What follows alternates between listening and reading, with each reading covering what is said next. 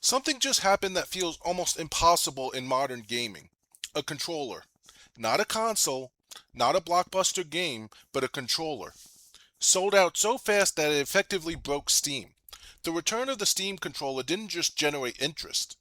It triggered a surge of demand so intense that within 30 minutes, inventory was gone and users were left dealing with failed checkouts, frozen carts, and pages that simply wouldn't load. For a platform run by Valve, a company that routinely handles millions of concurrent users during massive seasonal sales, that kind of disruption is rare and immediately raises the question, how did this happen?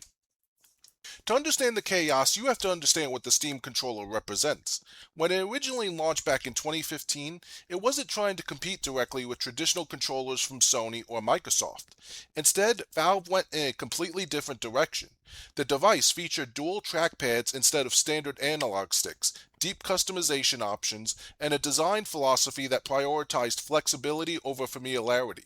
For many players, it felt strange, even uncomfortable at first. It wasn't plug and play in the way most controllers are. You had to learn it, tweak it, and really invest time into understanding how it worked. Because of that, it never achieved mainstream success during its initial run. But that's only part of the story. Over time, something interesting happened. The very things that made the Steam controller difficult for casual users made it incredibly powerful for dedicated ones. Players who stuck with it discovered that it could replicate mouse precision, create highly specialized control schemes, and adapt to genres that traditional controllers often struggle with. Especially strategy games, simulation titles, and older PC games that were never designed with controllers in mind. As customization profiles were shared across the Steam community, the controller evolved into something far more versatile than it initially appeared. When Valve eventually discontinued it, the reaction wasn't relief. It was disappointment. And that's when the Steam controller began its transformation from a failed experiment into a cult classic. That transformation is the key to understanding why this recent drop caused so much chaos. Over the years, the Steam controller developed a reputation as one of those ahead of its time devices. It became the kind of hardware people would recommend in forums, talk about in YouTube videos, and hunt down on resale markets. Scarcity only amplified its appeal. So when Valve decided to bring it back, whether as a limited re-release, a refreshed version, or simply a one-time drop, it tapped into years of pent-up demand. You didn't just have one group of buyers, you had several converging at once. Longtime fans who missed their chance the first time were ready to buy immediately. Curious newcomers wanted to see what all the hype was about. Collectors saw an opportunity to grab a piece of hardware history. And of course, resellers were there hoping to flip units for a profit. When all of those groups hit the store at the same time, the result was inevitable. What makes this situation especially interesting is that Valve should have seen it coming.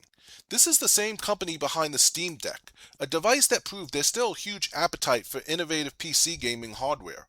It's also the company that runs Steam itself, meaning they have access to years of user data, engagement metrics, and community trends. They've seen firsthand how active the controller configuration system has remained even after the original hardware was discontinued. So when something like this sells out in under 30 minutes and causes platform instability, it raises a serious question. Did Valve intentionally limit supply, or did they genuinely underestimate demand? If it was intentional, then this could have been a calculated move. Limited drops create urgency, and urgency creates buzz. By allowing the controller to sell out almost instantly, Valve ensured that the story would have spread across gaming communities, social media, and news outlets. In that sense, the chaos became part of the marketing. People who missed out started talking about it, searching for it, and hoping for a restock. It turns a product launch into an event, but if it wasn't intentional, if Valve truly didn't anticipate this level of demand, then it suggests a rare miscalculation from a company that usually has a strong grasp on its audience. Either way, the bigger takeaway here goes beyond just one controller. This situation highlights a shift in what players value. For years, mainstream hardware design has leaned towards standardization, refined versions of the same basic controller layout with incremental improvements. The Steam controller represents the opposite approach. It's experimental, unconventional, and built around the idea that players should be able to tailor their experience as much as possible. The fact that there's still such strong demand for it, years after its discontinuation, shows that there's a real audience for that kind of innovation.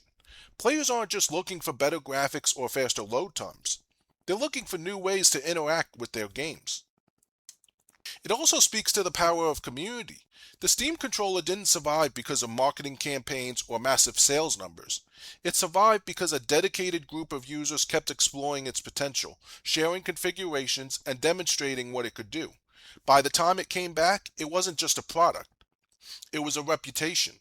And when you combine that reputation with a limited availability, you get exactly what we saw, a surge of demand strong enough to overwhelm even a platform as robust as Steam. Now, the question is, what happens next? Valve has an opportunity here, and it's a significant one.